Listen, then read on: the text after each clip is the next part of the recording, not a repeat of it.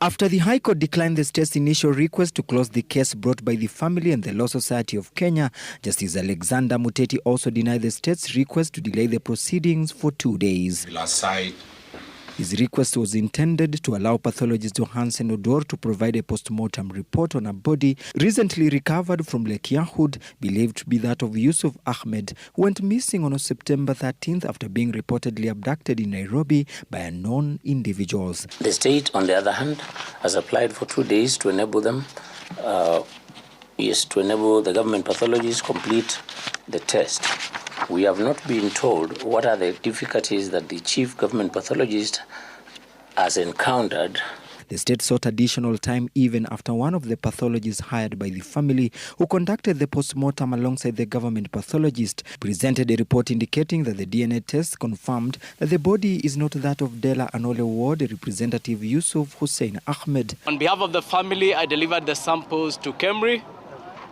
They have a special lab for human identification, and our results came in by the end of yesterday.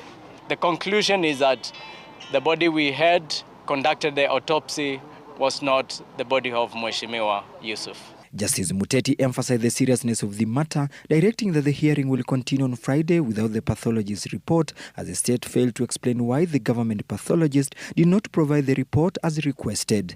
The state has had ample time to respond to the application, thus the request for 2 days is not reasonable and is hereby rejected. Family members, leaders and activists insist that the government knows the whereabouts of the MCA and are demanding that the state, through the police, to produce him alive or dead. We are putting the government on notice that if they did not bring the results simply because they want to cook the results, we have already the results from Kemri that are conclusive that Mheshimiwa is not the body that was there. Anyone has even an iota of evidence of his wrongdoing, this is where they should bring him. Forceful disappearances have no place in modern day Kenya. And I'm saying this today, that Yusuf is in the hands of the security apparatus, and the abductors are none other than the government security agencies. You know yourselves, there's nothing to fear.